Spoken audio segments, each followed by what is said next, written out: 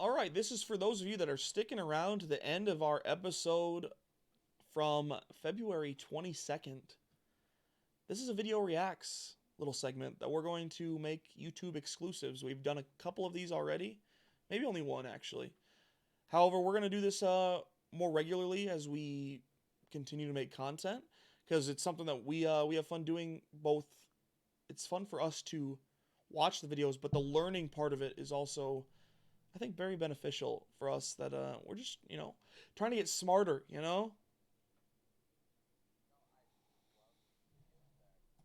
Knowledge, because we love useless facts. And so with this, it's entertaining for us. I hope it's entertaining for you guys, our viewers. We're happy to have you come to this YouTube exclusive thing that we're doing. So thank you.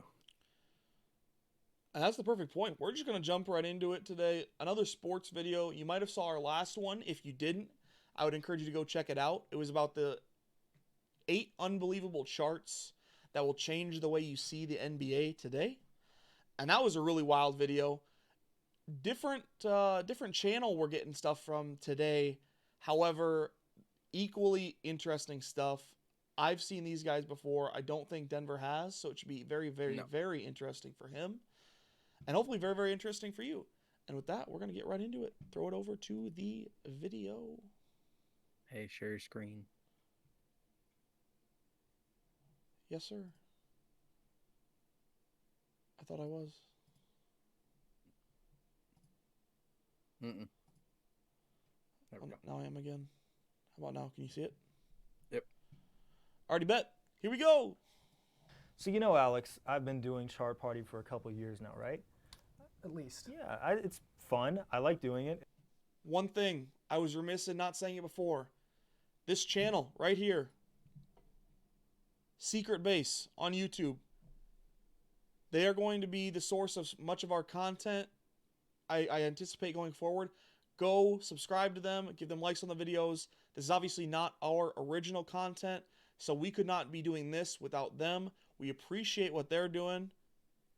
So go give them some love, all right, too? If you enjoy this, you, by default, then have to go enjoy their content, all right? At least go give them the like and the view. It's the least we can do, because we're not stealing, but enjoying their content with you guys, all right? Back to it. It's a good show. I was thinking, what if we changed it and made it different and worse and not as good? That's the name of the game to me. Welcome to Dorktown.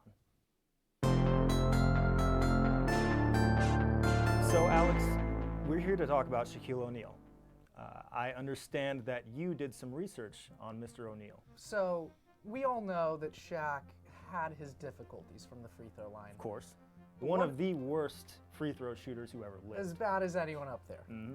But what if instead of just being like a bad free throw shooter, we made it so that he was literally incapable of making even a single one throughout his entire career? Right. So he basically just takes it and heaves it overhead with both hands. He just chucks it at the backboard. Yes. Yep. I re-simulated his entire career and saw what would happen if he'd missed every single one of his 11,252 free throws. So what the experiment entailed was taking each game that they won by more than the amount of free throws he made.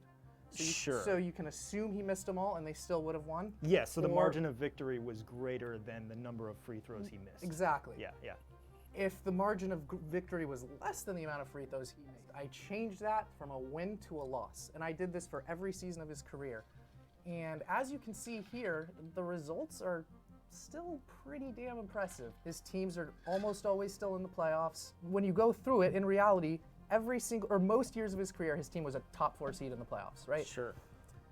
When you take out those games that they won but would have lost, 8 of his seasons, his team would have either been the same seed or dropped by just 1. We can just wipe, like 5,000 or 6,000 free throw made. What a crazy stat that is, right? His team would have still made the playoffs. Like, that just tells you how good Shaq was. I mean, you think about it, and if he attempted 11,000 and was only about a 50% free 50% free throw shooter. Means he only made about 5,500, which is still a fuckload of free throws, don't get me wrong.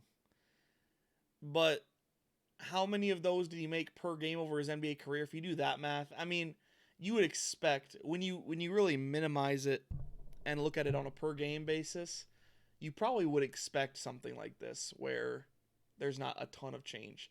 Because realistically, he's one player that didn't make that many free throws to begin with. You know what I mean? Yeah. But I understand your point. Absolutely insane. I really like the concept for this. Let's go. Let's keep going.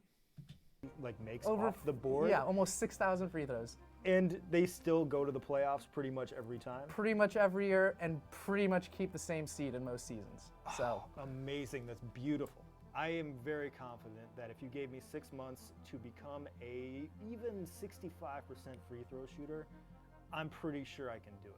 and you have not already spent your entire lifetime practicing. Exactly. And you're still going to get there. After his Magic tenure, right, he moves on to the Lakers.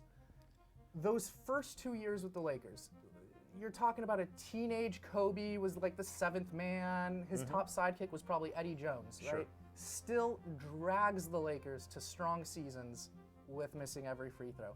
Except for 2001. 2001, they were the 2 seed. They went 15-1 in the playoffs, won the championship. Sure. They did rely on his free throws a little bit that season. They would have missed the playoffs if, you know, they lost all the games that he would have missed his free throws. And so that's team success. Sure. So what would his personal statistical legacy have looked like if he misses all these free throws? One thing that they touched on there, and I don't want it to go unnoticed, how can you be a professional basketball player and not be at least a passable free throw shooter? This has always bugged me. Yeah, I agree with you. Like, it's the easiest shot and almost guaranteed besides a layup. It's Like not a that wide long. open layup. It's 15 feet. You can get the ball 15 feet, you know? And nobody's guarding you. But somehow, I gotta believe it's somewhat psychological at that point. It's not a physical thing, but at the same point, these men are paid to play the basketball game. Like, the psychological aspect exists, of course. But, like, how?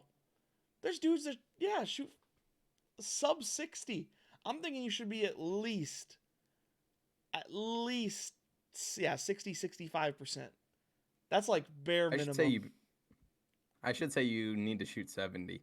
Like, if you can't make 7 out of 10 free throws and you're a professional basketball player, you need to spend like an entire offseason learning how to like shoot free throws. Like I'm a huge Lakers guy and LeBron's on our team. LeBron, statistically, when he ends his career, is going to be the best basketball player of all time, statistically. But the man can't shoot a free throw to save his damn life. Can we go on a quick tangent with that? Did you see the comment LeBron made, I think it was this offseason, about how if he wanted to be a 90+% free throw shooter, he would be? Yep. That's complete fucking bullshit. Excuse me. There is, if he wanted to, what do you mean? Your free throw shooting costs your team games sometimes, brother. Yeah.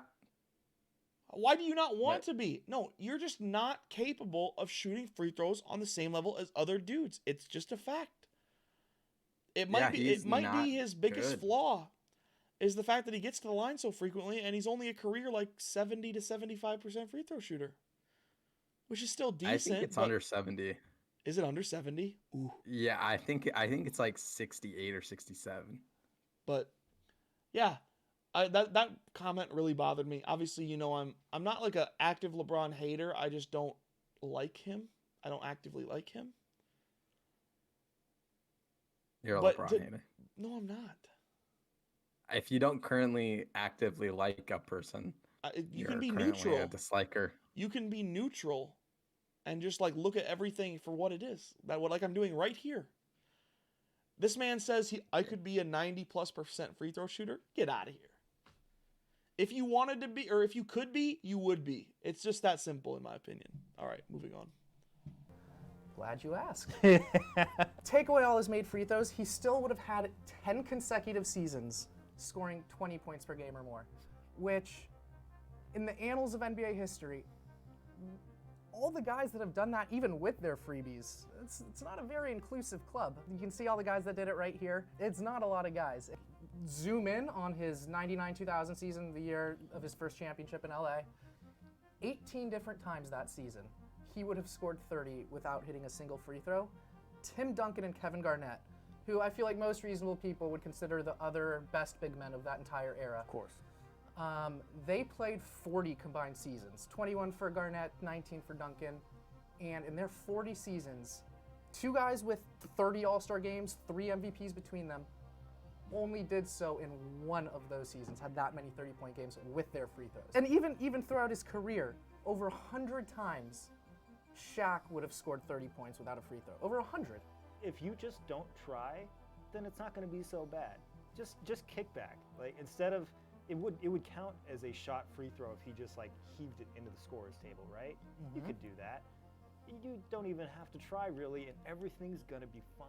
Even with this knocked off the board, even with thousands of free throws gone, you would still probably elect him to the Hall of Fame. First ballot. Yeah, no doubt. First ballot. No doubt. And, you know, obviously you take away almost 6,000 of his career points, he's going to tumble down the all-time points leaderboard. But even still, he still winds up ahead of guys like David Robinson, Gary Payton, Larry Bird. No way. Take away all his free throws. I mean, he's above Bird, Payton, Robinson. Like, oh my God. I don't know what more you can say. He goes 0 for 11,252 in his career. He just slightly beats out the record for, you know, most free throw attempts in a career without a make, which was Ralph Wells with 7.